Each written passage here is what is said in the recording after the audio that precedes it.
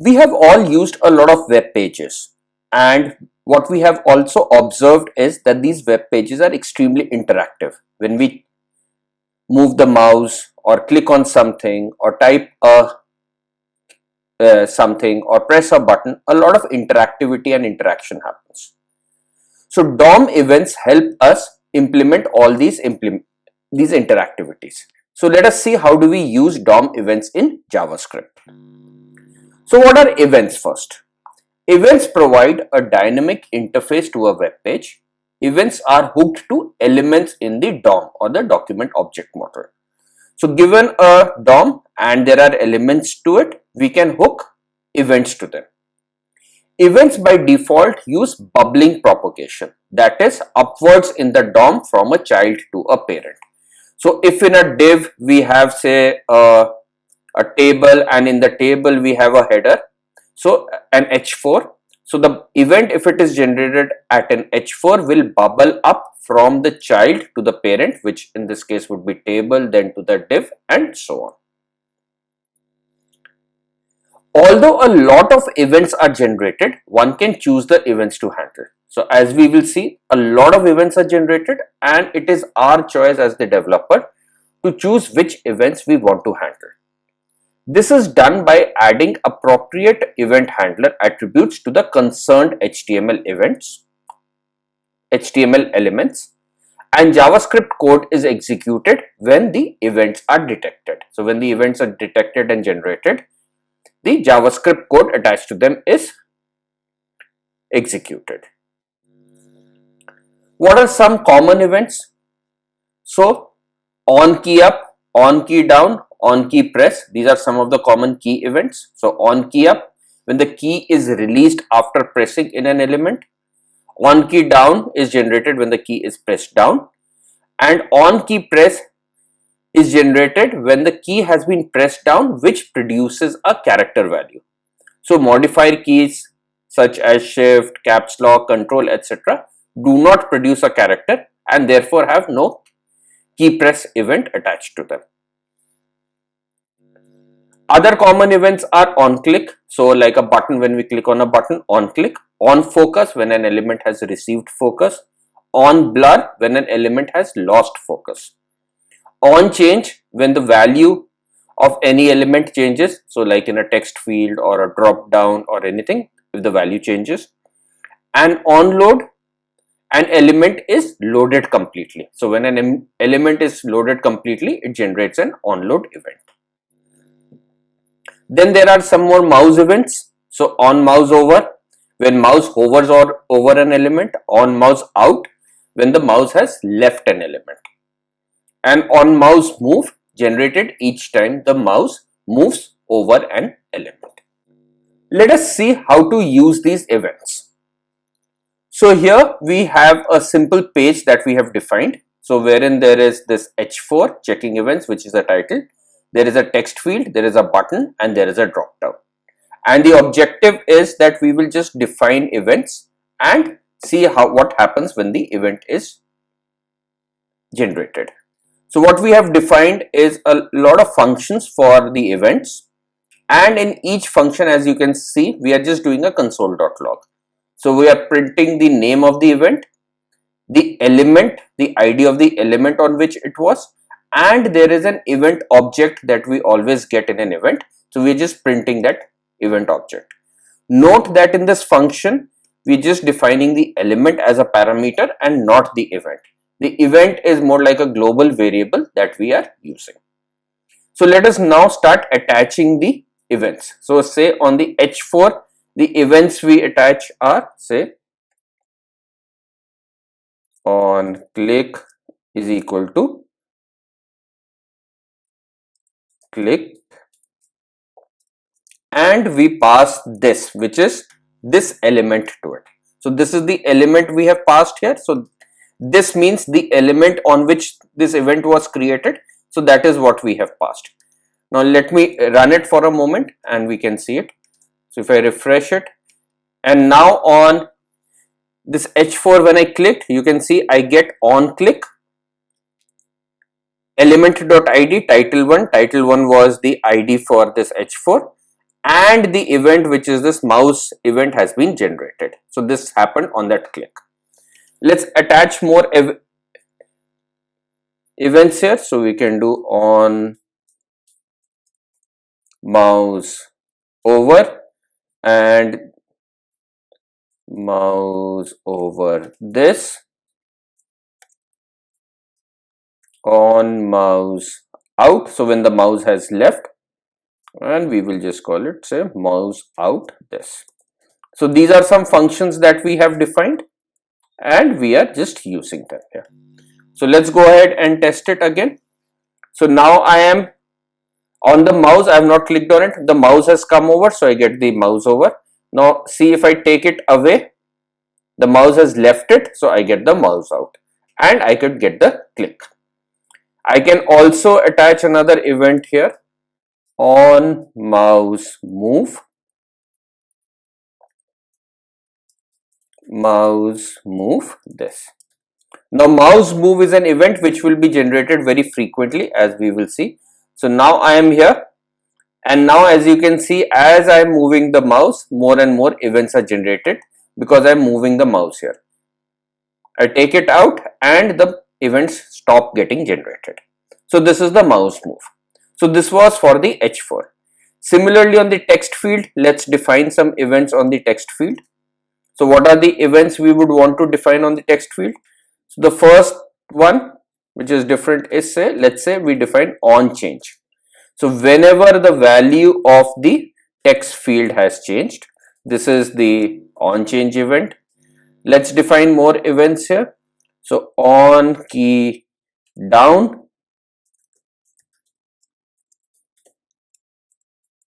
on key press,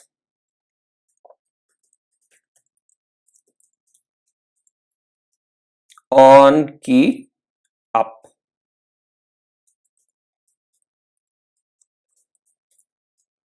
So these are our most common key events. Let's now check them. So I will, for a minute, we will just stop the events of the H4, so that it's easier for us to just focus on the text field. So I have clicked here. I did not get any event because we have not put in a focus or any event here. Now what do we want?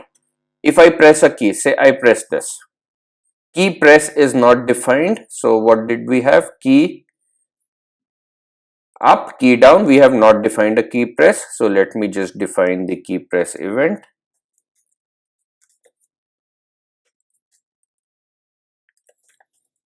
So if we have not defined it and we use it, obviously we will get an error. Let's refresh. So I got a key down first, then a key press, and then a key up. So this is the order of events. And notice we have still not gotten a change, because now if I click out, I will get the change event. So this is the sequence of events we got. We got a key down, the key was down because I pressed a text. So now if I press, say, the right key, let me clear this. Now if I press the right key, what do I get? I get a key down and a key up. I did not press a character key, so I did not get the key press. If I come out of it, I did not get the change event because the value has not changed. Now just like we did earlier, we can also define the mouse, on mouse over,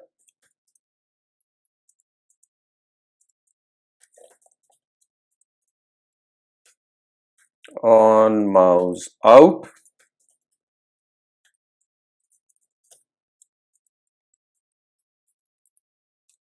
on mouse move,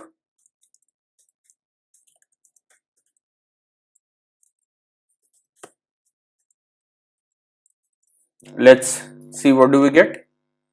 So now as I get the mouse on top of it, I am getting the mouse over and the mouse move and the mouse out events. So exactly like we were getting for H4, we are getting them.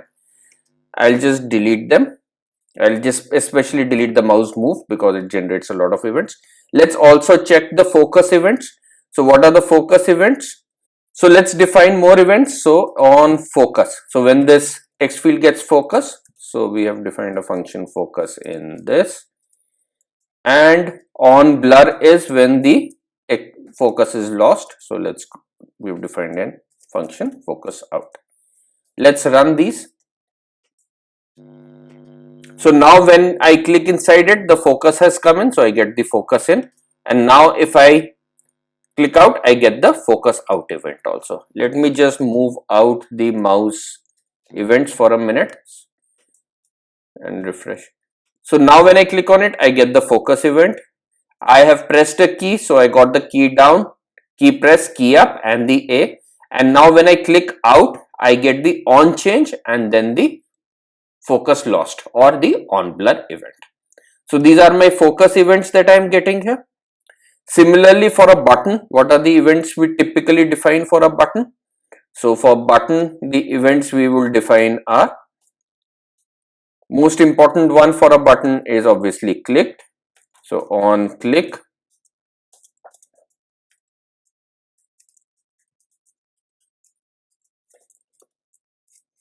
then we can also do this mouse events on mouse over,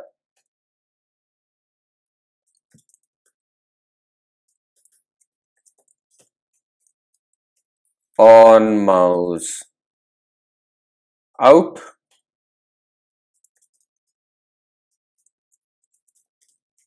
and we can also typically, as we have done, we could have also defined a on mouse move.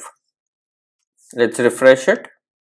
So now on the button, I get a mouse over, I get a click, and I also get a, we did not declare the on mouse out, so that was the error. Let's do it again. So I get a mouse over and I move out, I get a mouse out, and if I click, I get the click also. So these are some of the events we could have defined here. Similarly, for a drop down, what are the events we can define? Most common ones that we define are, first is on change. This is a very important event. So changed this. So whenever the value in a drop down has changed, we can define a on change, and we also have the on focus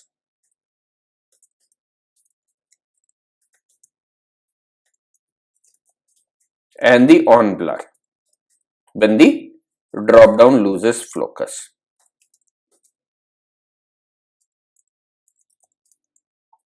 We can also define the mouse events on mouse over, on mouse out, on mouse move, etc.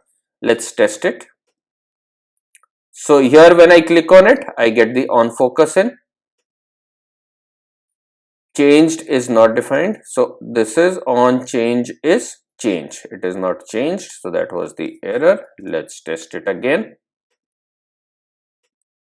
I get an on focus, the value has changed, I get an on change, and now when I click out, I get the focus out or the on blur event. So these are some of the events we have defined.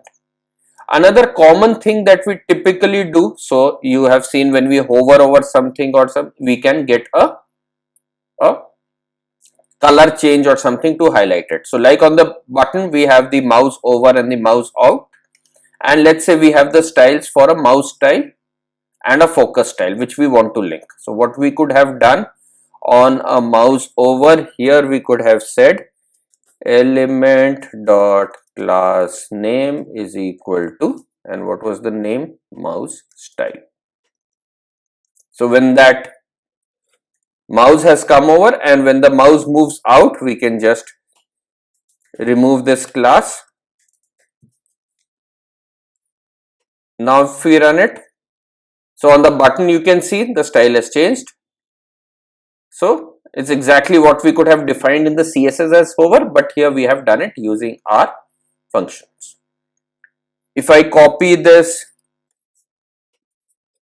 let's say the mouse event, mouse over event to the title also, we will see the same effect here.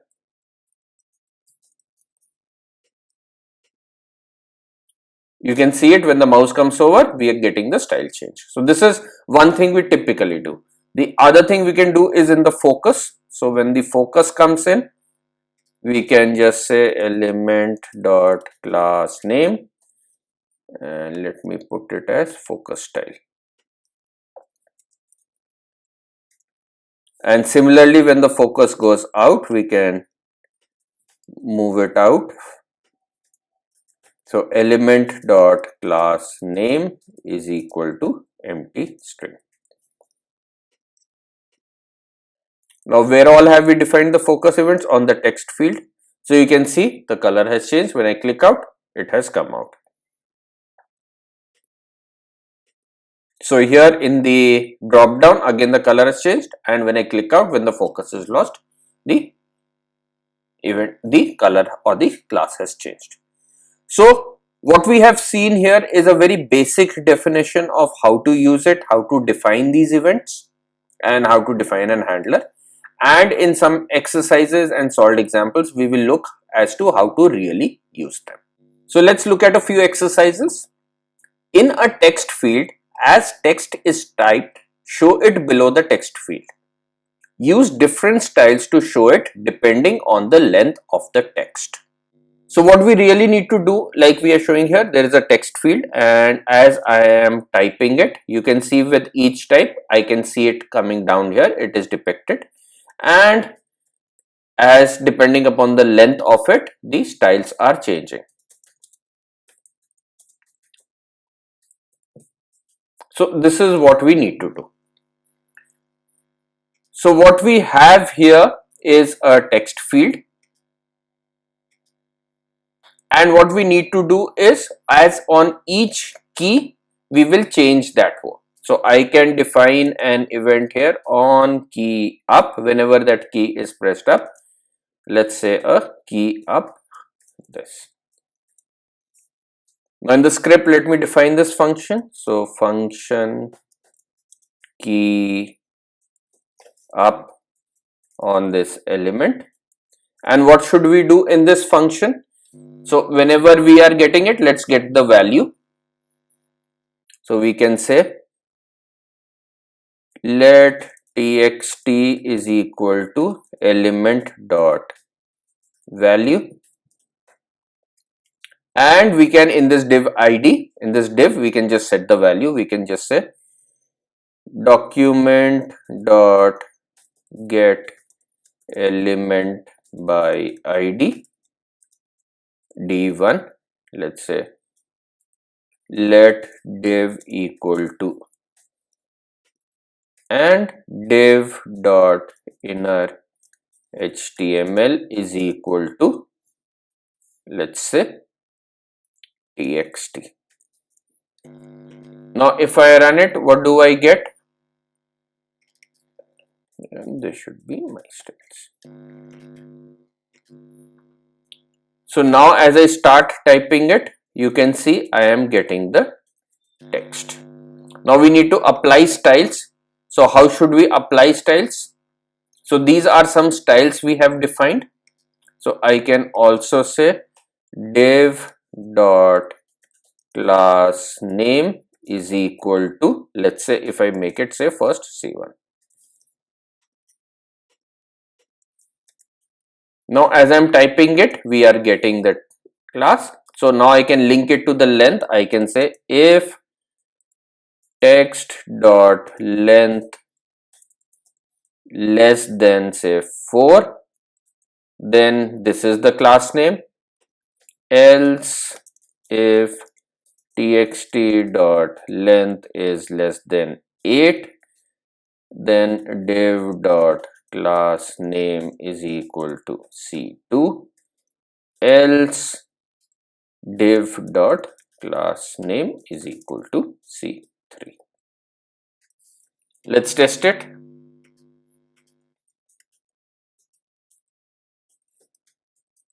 So we are getting exactly the framework we wanted. So this is a simple use case wherein we use the key up event, and with each event we were able to handle it. Show a form with a text field to enter name and a submit button. When the user enters the name and clicks out of the text field, show an error message if the length of the name entered is less than 6 characters, and also disable the submit button. So what are we looking to do here? So we have a text field in which we will enter the name. So let me just say Jack, and when I click out of it, I get name should be at least 6 characters long and the submit button is disabled. If I change that name to say Jackson and click out, it is now the error message has disappeared and I am getting the submit. So this is what we need to do. So here I have this text field, and in this I am just asking the user to input the name. That is what we are doing. So now what do we want? When the user clicks out, that means we will get the on blur event, and let's say we call it as focus out, or let's call it check.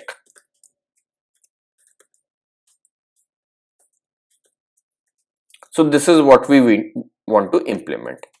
So let's call this function check. Now what do we want to do in this check? Let's get the element dot value.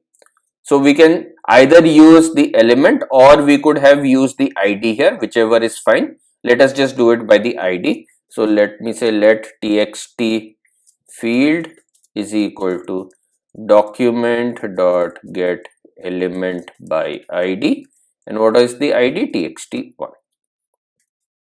Let txt equal to text field dot value.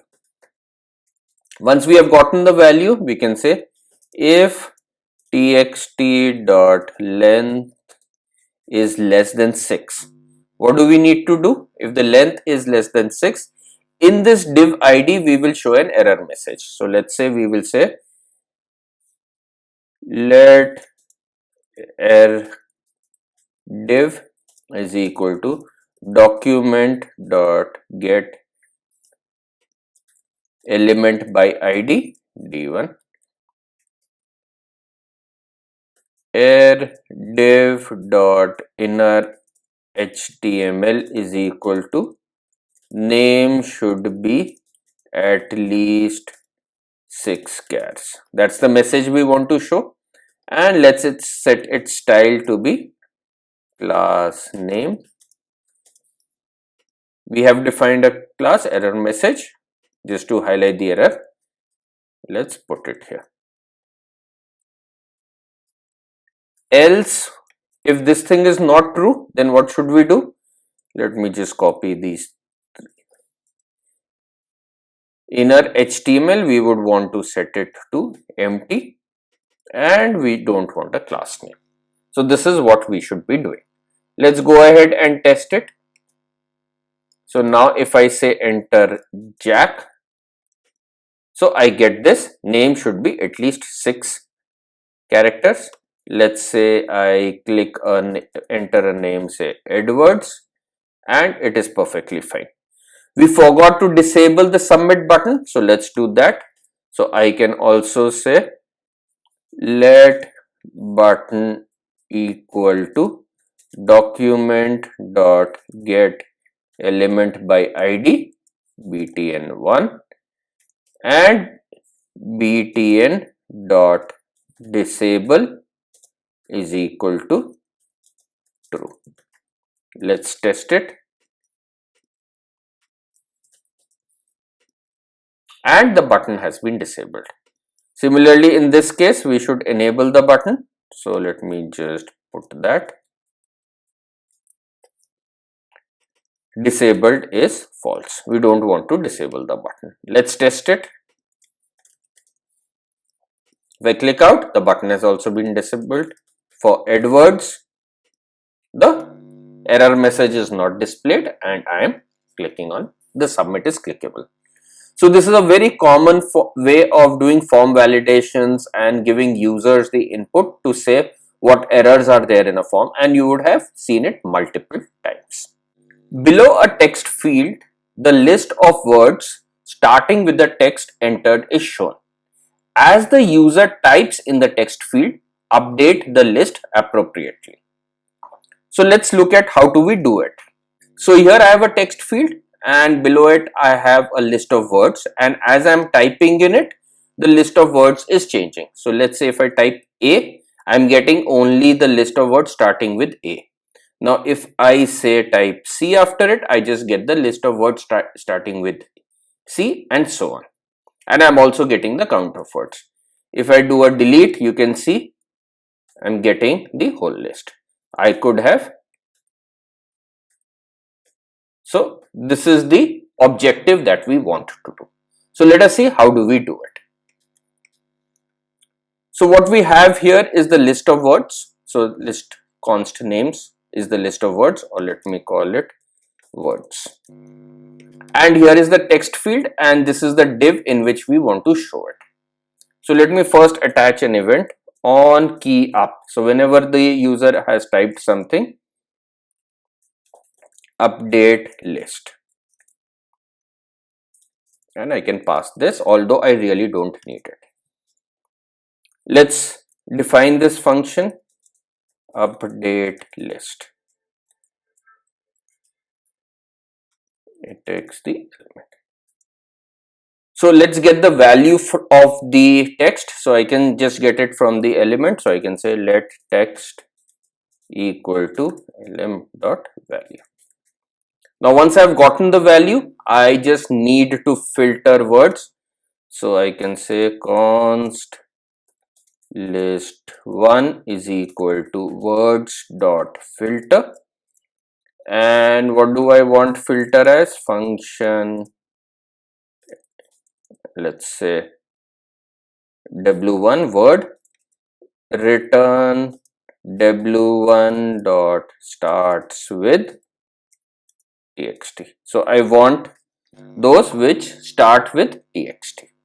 Now that I've gotten the list one, I need to show these words, one in each line. So let me use a map. So I can say list1 dot map function word 1 in this list, and let me return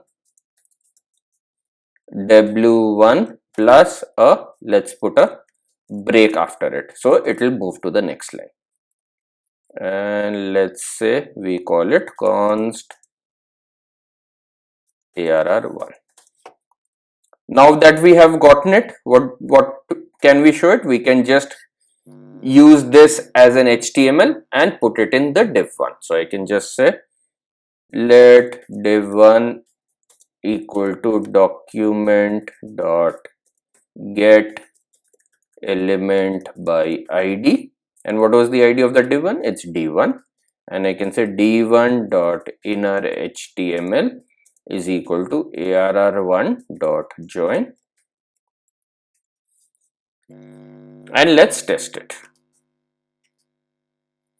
So initially it is not showing anything, so let me just call this function at the start so that the whole list should show.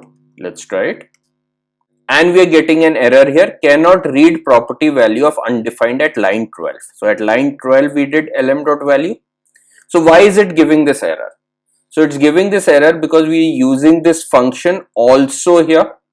So I should have not used lm here. I should have said document dot get element by id, and the id was t1. Now it's important to understand this error because you can also get it multiple times.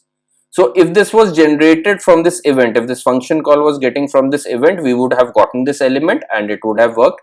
But because we were using it initially on our own, so either I should have passed this element here, or I should have not used lm.value and done this. So let's test it, and I get the list of words.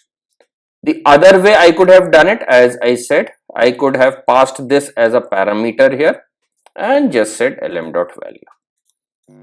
Let's test this option also, and it's working. Now let me start typing. If I say A, I get all the words starting with A. Let me do G, A, and it is working. Only one thing, we are not getting the line which is saying the number of words here. So we could have just put it in this. So I could have said ARR1 dot unshift number of words is, how much is it? It is list1 dot length, and I can add a BR to it.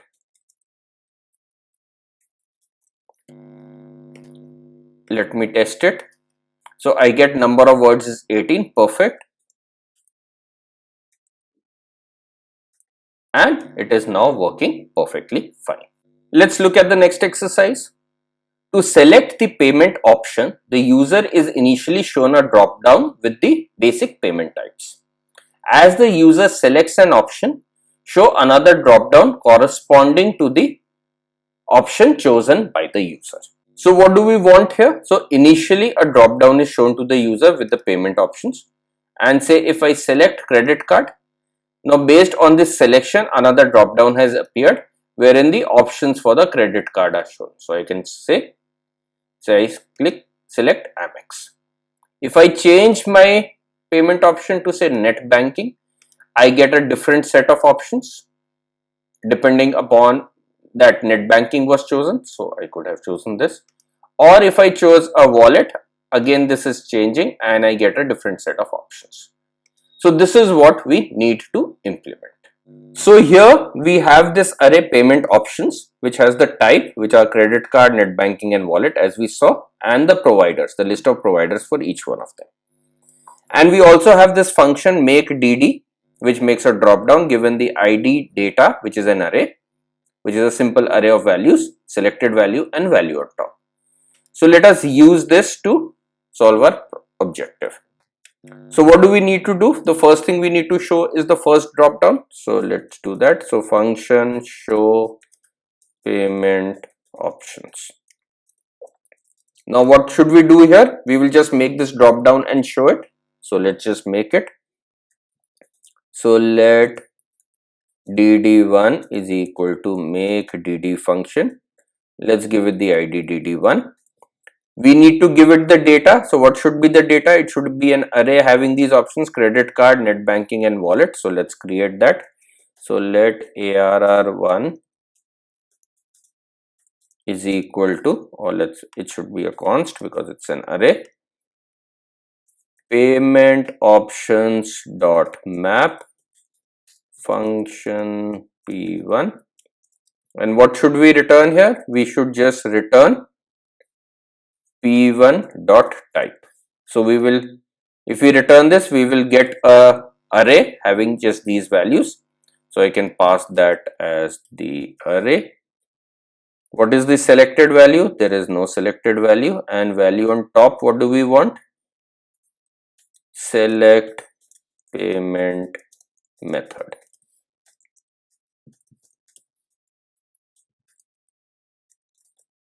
Now that we have gotten the HTML, we will just set it to this div-id payment. So I can just say let div1 equal to document dot get element by id. And what is the id? Payments.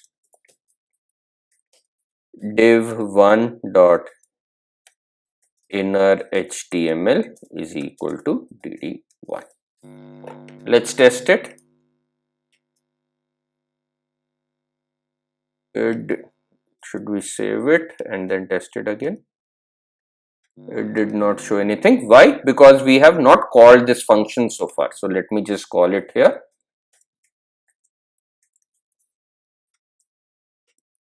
And now I get my select payment method with all the options.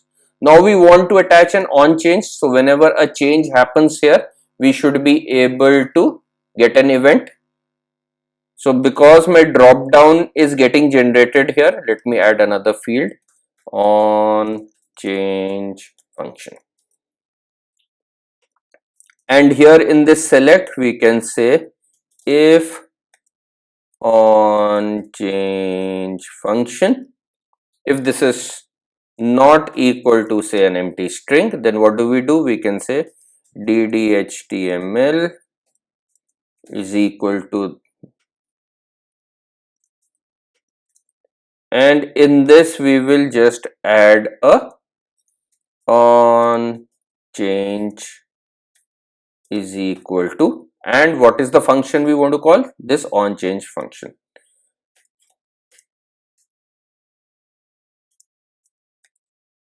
On change function plus, we give the parameters, we can pass this also, and we will need to close the bracket, so we do a quote and we have put it. So this should now attach the on change function. Let's test it. We need to pass it also. Let's call it pay change. So that's the name of the function we call. Now when I can go to the elements and inspect and see, so I get on change is pay change this, and if I come here, I get a error also, pay change is not defined because this function has not been defined. So let us now define function pay change.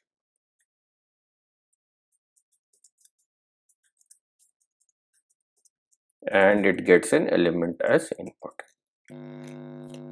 Now in this function, what will we need to do? We will need to show this drop down and another drop down along with it. So that is one thing we can do. So what I can do here is I can just copy this code so that it shows me the first drop down. And before that, let me get the selected option. So cell option is equal to element dot value. Once we have gotten the value, the selected option, I can set it here. Now I'll need to create the second drop down. So before I set it in the div, let me create the second drop down. dd2 is equal to make dd function. Let's say dd2. Now what should be the array? So if I selected credit card, I want this array. So let us first use find to get this JSON. So I can say payment options dot find function, say p1 for each payment option, return p1 dot type is equal to selected option. So that is the object we are looking for, JSON. So let me say let JSON1 is equal to this. Now what is the array we will send? JSON1 dot providers. Now what is the next parameter we want? Selected value. We don't want a selected value. Value on top, let's say select. And on change function, we don't want an on change function. So we have now the second drop down. So we can just go ahead and in our div.innerHTML, we can just add dd1 plus dd2. Let's test this. So now if I select a payment option, we got credit card, and against it, what did we get? We got, yeah, this looks fine. I can choose any option. Against net banking, we got the net banking options. If I go and select wallet, I get the wallet options. If I go back and select any one of them, I get those values changing accordingly. So this is one way we could have done. Here we are replicating a part of the code. So I could have used my show payment options again and used that to do it, but I would leave it to you to clean up this code.